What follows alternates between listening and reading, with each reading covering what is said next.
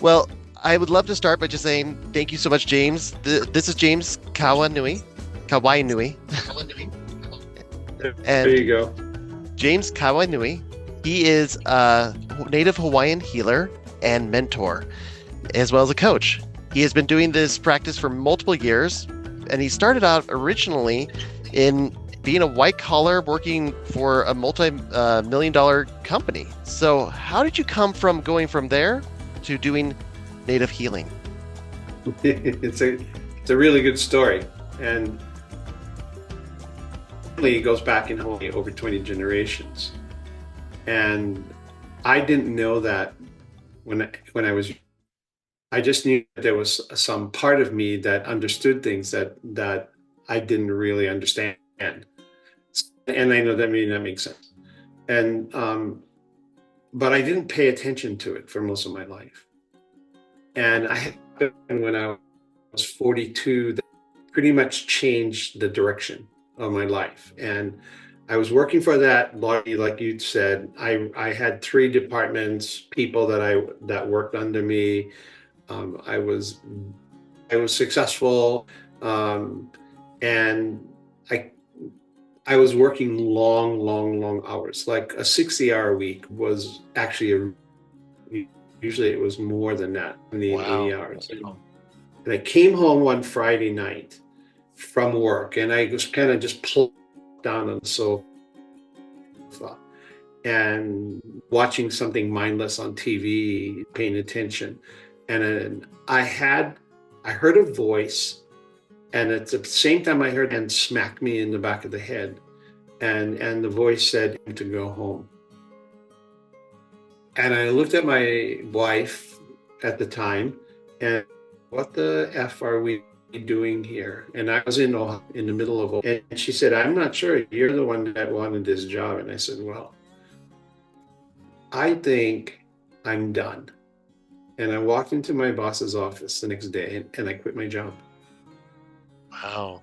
You mentioned in your recording that he actually cried. He was so moved emotionally based off this that he himself wanted to do the same thing.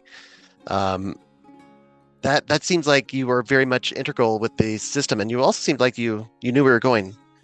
You said you were going to go back home to Hawaii, correct? Correct. And you went there for a total of 3 years. Can you tell me a little bit about that experience? Because that was kind of an amazing story as well. Yeah, I went when that happened, and I told him I was going. He did break into tears. We were friends, and we were the same age. Only my daughter was getting ready to graduate high school, and he had a son that was less than 2 years old. So we were on opposite ends of the parent spectrum.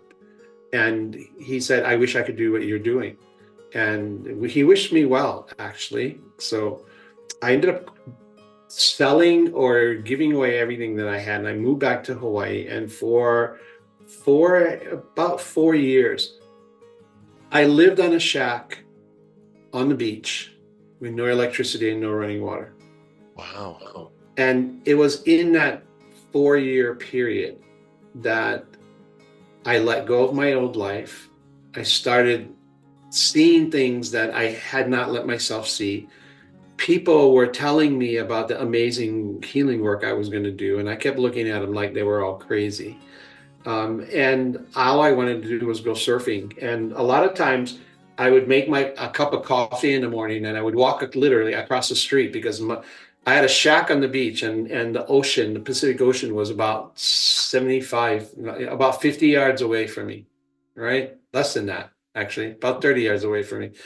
And so I would walk across the dirt road that fronted my house, my shack, and stare at the ocean for hours. And I didn't realize what I was doing at the time, but I was dumping my old life to make room for my new life. Yeah. And then they kind of talked to me again, and they said, you're not going to be in Hawaii much longer. And about a month later, somebody asked me to go to New Zealand with them.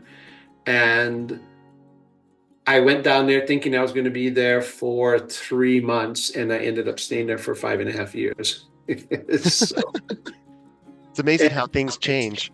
Amazing how things change, and the directions that we take, and we can never know what's going to happen. And when I mean I heard this, or I had this feeling when I landed in New Zealand. They said get used to it, you're not going anywhere for a long time, and I didn't understand what they meant. And I ended up being there for 5.5 years, and it was where I met my teacher. It was where I understood what was going on inside me. It was where I learned how to do the work that I do. Yeah. Actually, or even just to connect. They taught me how to the Maori, which is the indigenous Polynesians that um, are in New Zealand. I met a group of them, and one of this man became my mentor, and he helped me start communicating in a way that I understood what was going on with my ancestors, which is how I work now. Yes. Now, you mentioned that you do traditional Hawaiian healing. This was that what you learned there, or were you learning Polynesian healing, or is there a difference? Forgive my ignorance on this.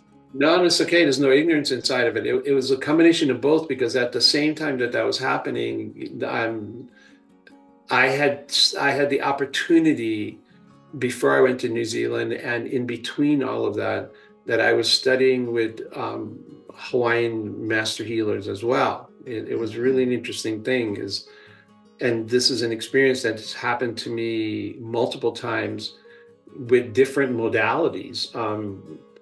Where I would walk into a room where they were working, and at some point they would look at me and they would say, "Come sit next to me." And I didn't know them from Adam. They didn't know me. And I would sit next to them, and they would teach me. They would talk to me. They would tell me things about what was going on. They would show me things about my work and about what they were doing. So it was through that process. And when I talk about the traditional healing, the I I am approaching that in a more modernistic way. So it's not Yeah. there was a lot. Well, let's just put it this way. In a lot of the traditions, a major part of the healing process is intention and prayer. Yes. And so is that it was through that intention and prayer that I started to understand what was going on. And Yeah. so, and I say this, and I say ancient wisdom for living a modern life, because there are inherent things that we knew, and in most indigenous cultures, and there was a way of living, and inside of that way of living, the reality is that it hasn't changed just because we live in a more modern life. It was about basic values. And the basic values being, how do you live your life, the integrity that you have, the level of balance that you have inside of yourself, and how you interact with the world around you. That's amazing. I love that. You mentioned that in your website that you're living off the four main concepts of aloha, lokai, I hope I pronounced that right, and pono. Um, I I admit this is the first time I've ever been introduced to these. I mean, everyone knows the word aloha, but I didn't realize it had so much meaning behind it. Could you could you go and explain to the audience a little bit about those four concepts and how they show up in your life? Yeah, pono is a really important aspect of Hawaiian culture, and the literal translation of pono is correct, righteous, right action, integrity. The Hawaiian language is so amazing, because if I was to pull out the dictionary and tell you all of them, there's about 13 meanings to the word pono. But basically, Oh, what wow. pono means is pono is about the way you live your life. Pono is about living in harmonious balance inside yourself and with the world around you, and in all your interactions with the people that you know. Lokahi is about unity. It's about understanding that we live in community. It's about understanding that there's an interaction between everyone and everything. So Lokahi is about how I live in the world and how I interact with the people around me. Again, it has the base of that is integrity. Do I say what I do? Do I treat people with kindness? Ha'a is about humility. In other words, can I do this without arrogance? And that's really what it is. It's the absence of arrogance inside my strength. And there's a difference, because some people think that strength is that it's the shadow side of strength. Let's just put it that way, is arrogance and ego. And ha'a is the absence of ego or arrogance. But it doesn't mean that you bow to anybody, and it doesn't mean that you're humble. It means that you're strong inside yourself. I love that. And aloha is just a way of life. Again, aloha is how we treat people. Aloha is not just a greeting, but it's how we treat people. Do I move to the world with kindness and compassion? Am I looking for community? Am I looking to connect with people? And am I looking to build meaningful relationships? Yeah. That's so I mean, as succinctly as I can put it, that's the four concepts. And so if you live by those concepts, right, how can you not have an amazing life? And what happens is that the world around you changes, because most people, and in our modern lives, we are adversarial. Yes. So a lot of our relationships are adversarial. And so it's this us against them, or you against me. And, besides being adversarial, then it's very competitive. And we're always comparing ourselves to other people, and our ability to be better or less than them is kind of gauges where we are in our life. And that means that we never feel good about who we are. Yeah. And you work a lot with people on that worthiness. A lot of that. You teach the principle of honoponopono. Did I say that right? I've been working on it. That's okay. Well, here's a really quick lesson in Hawaiian, right? Hawaiian is very phonetic, and it only has 13 letters in the alphabet, right? So you have to remember, before European contact, Hawaiian was a completely verbal language. We didn't have a written language. There was no need for a written language. And so when the missionaries came and the first explorers showed up, they were going off of existing understanding, and the existing understanding was their exploration of the South Pacific, mainly Tahiti and the Solomons and New Zealand and Samoa. And so the languages of Polynesia are all very similar. And so Cook had a Tahitian man that was on his boat, and he's the one that understood the Hawaiians. And so when the missionaries came, they were using that. And so the language only has 13 letters. And at the same time, if you pronounce it phonetically, and you see all the syllables all the vowels as syllables, then it makes it a little bit easier. So when you're looking at Honolulu or Aloha, right, or Pono, then it makes sense. And then when you talk about things that have double vowels, like ho'oponopono. So if you just break it down, again, syllables, right? Ho'oponopono. And then anything becomes easy. Humu humu nuku nuku apoaha, which is a beautiful fish or kamali'i, or Kilauea, which is the volcano on the Big Island, or Honoka'a, which is an area. So, or Wailuku, which is on Maui. So when you look at Hawaiian birds and you do it that way, it makes it easier. Thank you. but Ho'oponopono.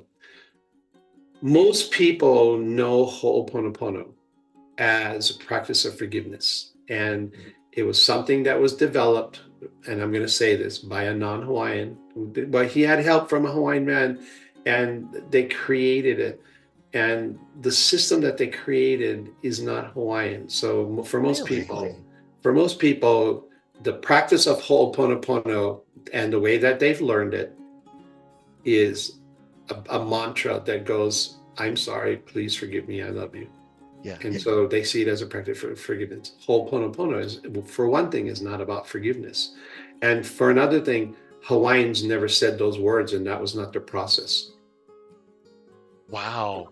Ho'oponopono has been, Ho'oponopono was and is such an entrenched mindset in Hawaii and in the Hawaiian culture that in my research, prior to European contact, there wasn't even a word that existed for the process because it was just The way of life. apparently understood as part of our culture. And Ho'oponopono is really not about forgiveness. Forgiveness can be one of the many outcomes, but not the primary outcome.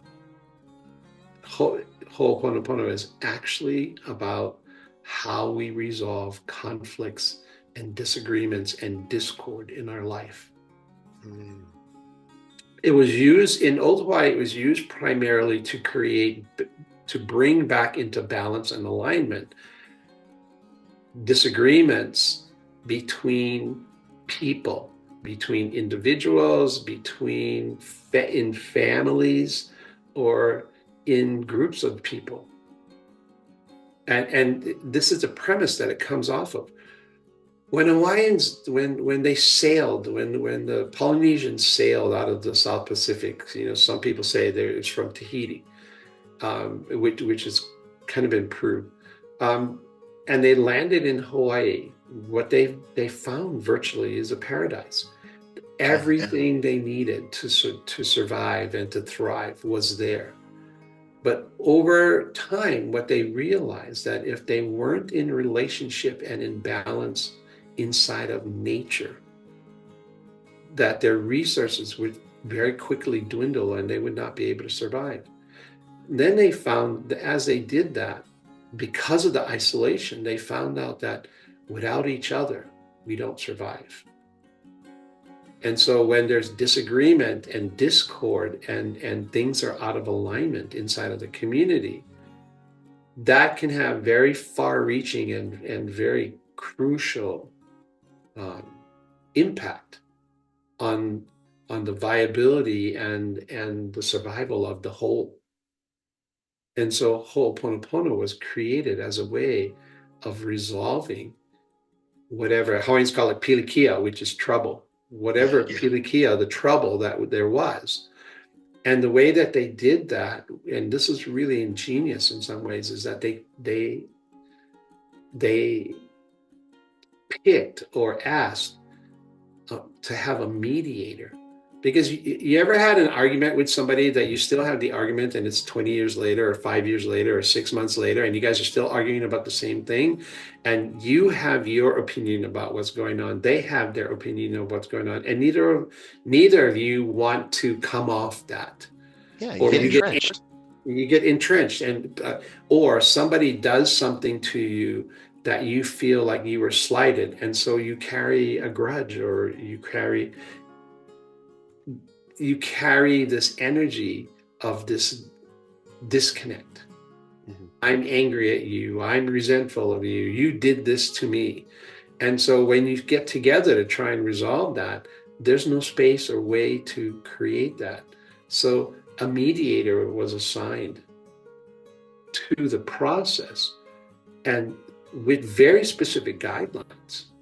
And first of all, the guidelines was, before we even get together, you guys are going to go away and you're going to sit inside yourselves, and there's going to be deep meditation and prayer so that you can really get clear about where you are inside yourself. So I look at Ho'oponopono, and it was held this way as a sacred ceremony. And so people came together. Usually the mediator was a kahu, which is a priest. So it was a priest of the village, or the priest of where they live. And they would get together, then there would be prayer, and they would open this sacred circle. And so then the process would begin. And inside of that process, then one of the rules is nobody speaks when somebody is speaking. So you don't get to rebuttal as they're talking. You don't get to yell out, that's wrong, or anything else like that. The process is everybody gets to say their piece without interruption. And that was the job of the mediator. And then, and it brings up a lot of things when you look at that, because most people, when they're in an argument, most people when they're talking to somebody, especially when they're very heavily invested in your opinion, right? You're listening to this person talk to you. You're not actually hearing them. What you're doing is you're actually planning your reply, your rebuttal. Yeah.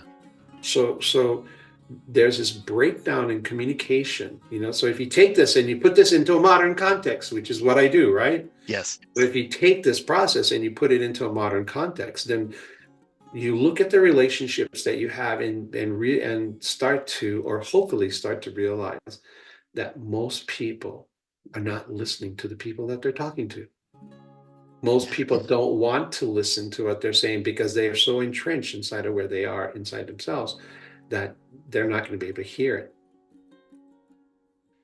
That So is the breakdown in communication, but more than anything else, it's a breakdown in how we listen and how we connect with each other.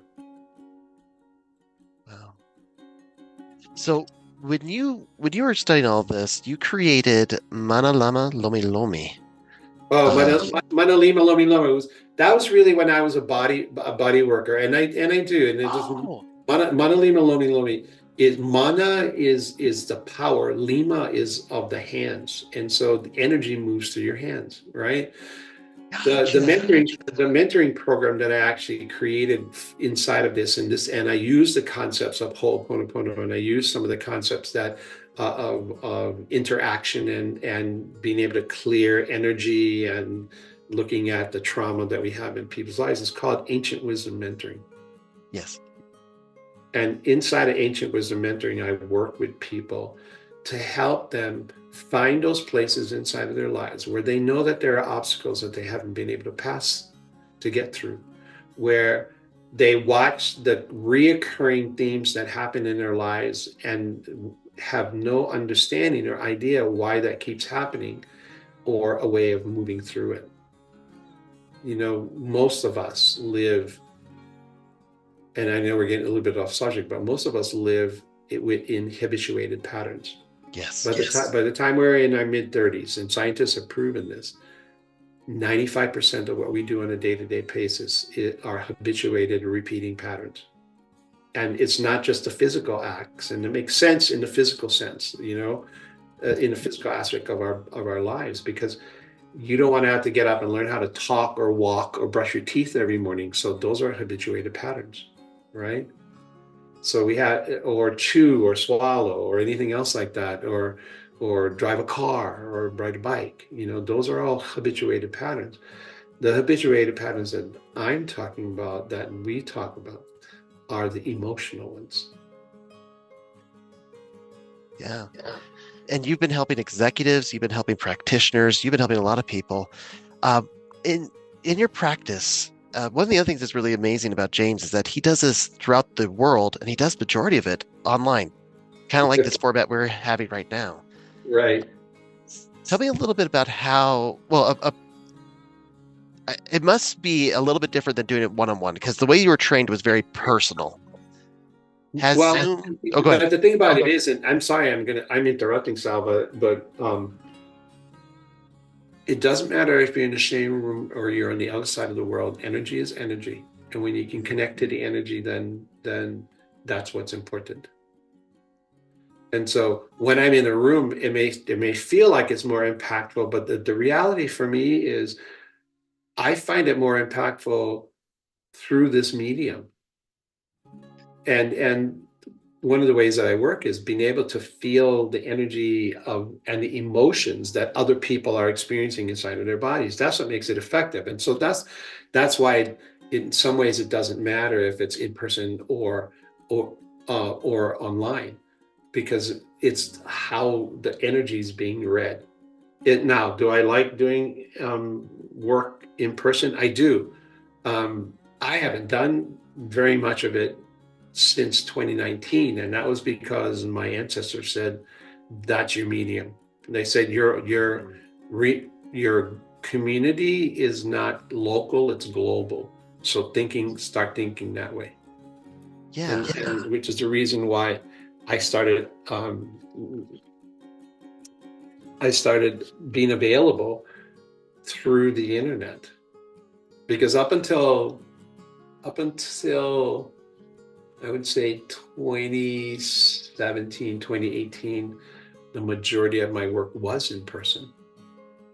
And then when they came to me and said, you got to think bigger than that, that's kind of when it started to change. And I was completely online and doing virtual work by the end of 2019. So they must have known that COVID was coming. It's the only way that I can see it, because they had me change my platform before that happened, you know? Yeah. You've mentioned that you have over 20 generations of this healing practices in your life. I know I butchered that a little bit. Um, and I remember reading one of your blogs that kind of made me laugh, talking about that everyone calls themselves a shaman nowadays. That you can just get some crystals and some feathers, and when you actually go ahead and talk to them about it, they don't know very much at all. Their depth of knowledge is very, very limited. And you don't call yourself a kahuna or a shaman. You have taken the principles you've learned and you made it modern in a way that is effective and based off of your ancestors and everything else. Right. How, and when you talk to someone and help them, they speak to you during the practice, if I'm not mistaken. Yes. And you kind of feel the energy and you work with their energy and everything else. When can you share some stories where you feel so much pride in how effective it's been or how you've helped your clients? Oh gosh, I have tons of stories about that, and I just want to interject, and I would say I want to go back and finish explaining the whole quote unquote process, because I think Oh, it's please. important. But just a couple stories real quick. The As I was learning this, I would tell you the first time this happened, because it blew me away, and it still blows me away when things like this happen. I was doing psychic fairs and holistic fairs, and this woman came and sat in my chair, and I worked on her for about 5 minutes, and she looked up at me and she said, "You're the person I've been looking for." So we scheduled a full appointment. I went to her home. This is when I was doing out stuff, so I was going to people's homes.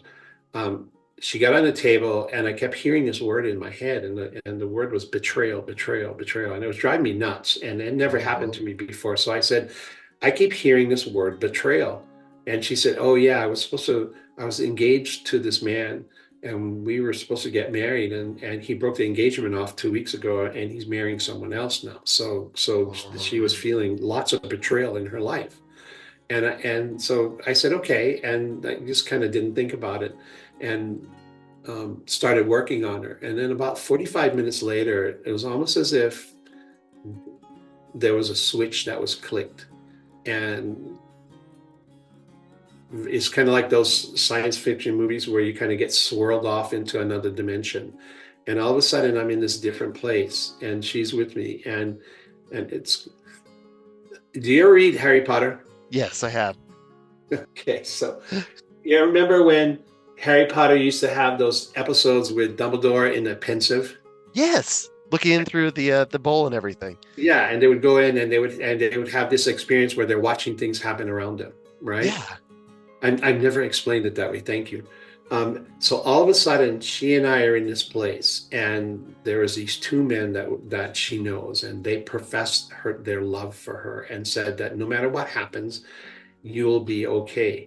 And there's more to the story, but I just make it quick. It got to a point where basically it was their ass or hers. And so they ended up turning her in. So again, betrayal, right? Yeah. So she's arrested, tried, convicted, and and killed basically for being a witch or a heretic during the Spanish Inquisition Past life. for 400 years ago. Oh, at least, because the Spanish Inquisition went on for about 250 years. So it was in that space in the, what does that be, the 14th, 15th century? yeah. Right. That was the life that she had been recreating over and over and over, that situation, that betrayal. And in that moment, I look around her house and I realize that just about every piece of art, painting, wall hangings, statues, all have Christian motifs. It's a cross, it's Mary, it's Jesus, it's different versions of the cross. And so there's this deep connection to that Christianity, Catholicism, and this pain that she was going through. And in that moment, all of that cleared itself. Wow. And I never saw her again, but I knew people that knew who she was and found out that very soon after our session, she found the man of her dreams, got married, and had children. So, Wow. so the betrayal was completely cleared out of her system. It's funny. I had someone that came to dinner last night. It's an old friend. We haven't seen him in a long time. We lived together when we lived in Phoenix, and or knew each other in Phoenix. And they moved. He moved back to Texas, and he came and he was looking at me. He says, I still remember when I came to you. I had a backache and I couldn't move, and you did something." And he said, "I will tell you, I've never had a backache since." And I said, "Can I get that on tape, please?" He said, Yes. "Yes." But it's funny, but those things happen all the time. I just worked with somebody in the UK that was the same way. She was dealing with some deep, deep, deep anger. And we found out that it was a generational piece because it was something that had happened on the female side of her family about 5 generations before. So when I'm working with people, those are the kinds of things that show up. Sometimes it's just this lifetime, and I'll look at somebody and there'll be an image in my mind, and I'll say, "Tell me about when you were 6 and used to hide in the closet, or you used to spend a lot of time in nature. Why did you spend a lot of time in nature? Or let me let me ask you about that yellow dress that you never wanted to take off, you know?" And those are the kinds of images that come in. And that's a connection that I have with my ancestors. And if you ask James the man, he'll tell you, "I don't know what the F is going on." And then there's this other place where you step into, and that's the shamanic side of it, where you touch this dimension where past, present, and future all coexist in the same reality. And you have information that's shown to you. Wow. So a lot of people, it sounds like a lot of people are guided themselves to you. Is that true? Is that how you find your clients? People just kind of come into your life, or I People coming to my, well, I wanted to be a little bit more how would I, proactive? it's practical than that. So, and that's one of the things that I had to learn, because most healing practitioners are very bad business people and they don't know how to talk to themselves. So, there is a marketing that goes into this. There is being able to get in front of people and let them know. But a lot of people do. They go online and they Google Hawaiian healing, and thank goodness my SEO is really good. Yes, you're one of the top ones. And so I think I'm second top, Yeah. been consistently on that first or second position. And so they're drawn to it. And I have people all the time say, "I'm not sure why I'm talking to you, but I knew that I had to." Yeah. you know so it kind of works that way. But if we have time, I actually want to go back and I want to talk about Ho'oponopono, because there's concepts inside of that. We started talking about, and if that's okay with you, is that okay with you? Please, please. I Okay. love this. Okay. I just think that is important, because people see this as forgiveness only, and it's not. Because inside of the process, once everybody's finished talking, then the mediator will look around and say, "Okay, are we ready to resolve this? Are you guys ready to resolve this?" And if people are, then they start talking about where they resolve this, how they resolve this, you know. And in the process of Ho'opono is being, can I look at where I am inside my life? can I take responsibility for the things that I've done and maybe the things that I've said? And then can I see the other person and realize that maybe some of the things that I said and some of the things that I did impacted them in a way that I didn't understand? And then from the other side is the same thing. So part of the big part of the process is taking responsibility for my actions, realizing that people are where they are inside of their lives. And in that moment, and you've had this happen where somebody blurts and there's this emotional reaction. A lot of times it's anger or something like that, and you take it personally. Yeah. And without even an understanding or a higher perspective that says, wow, I wonder what happened to this person in their day. I wonder what interactions they've had or how they've been raised, so that in this moment they feel like they have to do that or they're doing that. And is it really me that they're angry at, right? There's so many subtleties inside of this. So inside of that process is, can I start taking responsibility for myself? Can I see the other side of where I am and the impact that I might have made, or where people are in their lives which had nothing to do with me? And can we find common ground? The crux or the point of this is, until we can find common ground, we're not going to be able to resolve whatever it is that's going on. Yes. Once we find that common ground, then we start working on how do we resolve this. Because in Ho'oponopono and in true Ho'oponopono, once that resolution is, and whatever that is responsibility, it's atonement, it's maybe repayment of something, whatever they agree on, right? And wherever they come to, the process doesn't end until everybody is in absolute and total agreement. Because when the ceremony is complete and people come back together again and they go their separate ways because they've resolved whatever it is that they've been going through, it's never spoken of again. It's never spoken of again. It's never brought up again.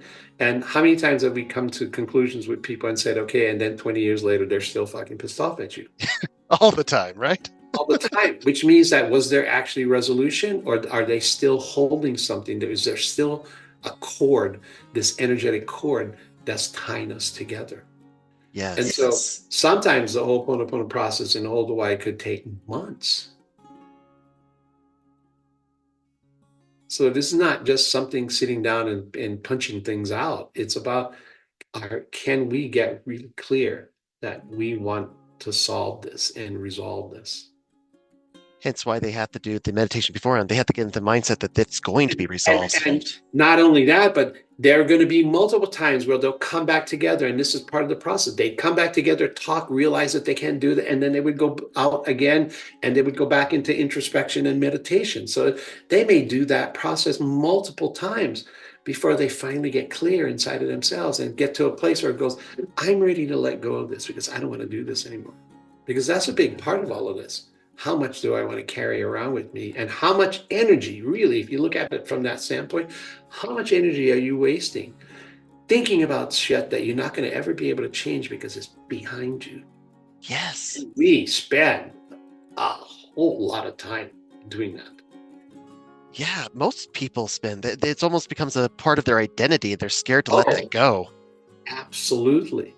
Oh, we don't even want to talk about identity and stuff to hold on to. That's a whole different conversation, Sal. That's true. If we do that, we'll do that again sometime. But that process is understanding. And then in Hawaii, the way that we show community, the way that we show connection is we eat together. We have community, a communal meal. That was the end of the process. There was a prayer at the end, and a closing, and a meal. And it was a way of allowing the parties to come back into relationship, and it was done through food. I love that. which is way different than, I'm sorry, please forgive me, I love you. Yeah, that almost feels trite when you compare it to the whole real process. You know, it's an interesting thing, and I've talked to a lot of people, and it's nothing against the process because for people, and a lot of healing is based on belief and intention. And so when the Yes. belief is strong enough, the healing comes, right? And so the process is so entrenched inside of the collective mindset that there's such a level of belief that people actually do resolve that. And so I don't have a knock against the process. The knock I have is that it's not Hawaiian and it's not traditional. Mm. And you're right about that, about it being trite, maybe not trite, but in our modern world, who would want to sit long enough to resolve anything like that? Not very many people. And so they created a process that fit in with our modern times, which is short and punchy, right? Get to the point. And I have analogies for that, and there's some amazing analogies for that. It has to do with the through medicine. And when we were younger, when I was younger, and so just I'm going to take antibiotics as an example, right? Okay. So I'm going to say it in the old days, and I'm kind of tongue in cheek when I say that, but in the past, a course of antibiotics would be a shot, or a course of antibiotics would be, taking medication 3 times a day for weeks, right? Hmm. Courses of antibiotics now can be a day or two Yes. because people can't really be bothered with remembering taking one pill or a couple pills 3 times a day for 2 weeks. And so it never happens. And so what did they do? They designed stronger and stronger antibiotics that would do the work in less time. And basically what I'm saying is we're lazy. Well, I would agree that yes, people have become lazy, but I think it's because of the fact that people have gotten to the point where culturally we don't feel we can sit with ourselves. It's almost uncomfortable to do so. Well, oh my God, most people can't, and that's the. I mean, and not that I'm advocating or wanting to talk about the work, but that's the other part of the work that I do is that most people don't know how to quiet their minds. Stress Exactly. is, and we're jumping around here, but stress is the number one killer now. Yes. Stress is the cause of all illness and disease. Levels of stress, different levels of stress, and so we can't quiet our minds. We are afraid of sitting by ourselves because Hmm. we don't, because most people don't like what they see and they don't like what they hear because there's a naysayer part of them that is in constant criticism of their life and what they're doing. And the worst part is that it's so easy to ignore because right now, especially with social media, it's Oh my so God, easy there's so just to many. ignore it. Well, there's so many distractions. Yeah. We have so many distractions. How many people, and this is people being completely honest, and I know that for most people this is true. Your phone is the last thing that you see before you go to bed, and the first thing you see when you get up. I'm guilty. It's true. It's very true. And so we create distraction in our lives because to sit quietly inside of ourselves would drive most people mad, and they don't want to see what's there. And there's a way of doing that, and there's a way of clearing that so that you come back into balance. Again, this is the whole Ponopono, come back into balance inside yourself. Come back into balance inside yourself, which means being okay with looking at those places in your life, being okay with letting go of the stories that you're holding on to. Yes. You guide them through that journey to understand that all that pain is a message, and once they receive that message, they can move forward. Is that a good way to just sum it up? A good way to sum it up is when people come and when we were working with trauma, right? Hmm. And I say, all the work that we're going to do, your trauma is never going to go away. And they kind of look at me and they're shocked when I say that. And I said, what's going to happen is the trauma is going to have less impact. It's not going to catch you and drag you back into that hole again. You're going to know what to do when it shows up because it is a part of you. Most people only want to see the good side of themselves, and they don't want to see the sides that are the ugly side. Let's just put it that way. But the reality of it is it's still who you are. It's how you come into relationship with that part because both make the whole. It's kind of like the Yeah. yin and the yang. There's the dark and Hmm. the light, the black and the white. Both of them make up who we are. But most people refuse to pay attention to that other side of themselves. And that's why their lives are so hard because they're working so hard not to pay attention to it that it drives them crazy. Yes. Yes. so if you're gonna put it all into a package, that's the key, right? That those parts are still parts of who we are. What happens is we learn how to manage them and we learn what happens or when they show up, why it might be there, and what to do about it. And that's where I come in. It's like teaching you and giving you the tools, right? To Yes. be able to manage that and know what to do. So that when your mind starts taking over and you can feel yourself freaking out, then you go, oh, wait a minute, what do I do? Oh yeah, let me close my eyes and just take a breath and another breath. And let me remember that I'm a person in a body, sitting in a chair in this room, driving a car, wherever I am, and come back into the present moment. Because in that moment, what's happening is there's a story or a video or a movie playing in your mind that just runs on repeat. Yes. And working Yeah, on trying to get that so you can accept it and have those yeah, moments you to got be you got to positive. put that you got to put that you got to put that movie on pause or stop that movie and go watch another movie or actually create another movie for yourself. Hmm. What is the life that you want to live? How do you want it to look? Can you hold that vision inside of your head? Yes. That's amazing. So, James, you do workshops, you do one-on-one, you do online coaching. What other tools do you do for peer people of how they get connected with you? Well, the easiest way for people to connect if they just want to have a conversation is I will talk to anybody for 30 minutes. I have a consultation where you can come and we will look at what's going on and give you direction or ideas or a way that maybe we can work together. Or if I can't, there's other people that I know that I can put you in touch with. So it starts with saying, I think I'd like some help. Let's have a conversation.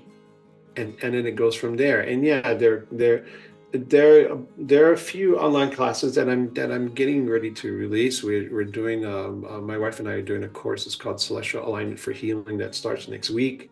And I believe that the course is full already. But there's going to be more of that. And other ways that I share and is on stages or in podcasts, just like we are talking today. I love sharing my story because I'm hoping that my story inspires other people to realize that change is possible. All we have to do is realize that change is possible and then say, how do we make that happen? And that's the doorway that opens to everything. Beautiful. And people can reach me. People can go out and look at my website like you did, which is www.jameskwainui.com, or they can just reach out to me and send me an email, which is james@jameskawainui.com. And Kawainui is Kawainui. And so that's kind of again, the doorway in or the start of the process. And who knows where we go from there. Definitely. Definitely. Thank you so much, James. This has been a blast. I've had so much fun talking with you, and I highly recommend anyone that's listening to this to look him up and talk with him. He is the man that actually lives what he preaches, and he has changed so many lives. Thank you, James, for being with us today. I am so grateful just to have had the opportunity to have a conversation with you and to share this and to let people know that, we all have that ability to shift. Definitely.